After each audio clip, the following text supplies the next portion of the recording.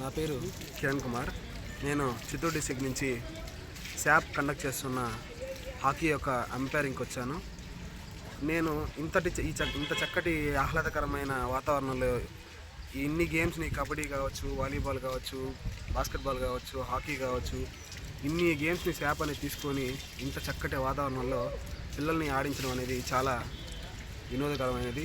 పిల్లల్లో ఇంత ఉత్తేజకరమైన ఒక ఆటని మనం నెలకొల్పుతున్నాం ఇక్కడ. దీనికి ఎంతగానో ప్రోత్సహిస్తున్న మన రవినాయుడు గారికి, శాప్ చైర్మన్ అయిన రజనీ మ్యామ్ గారికి అందరికీ నా ధన్యవాదాలు.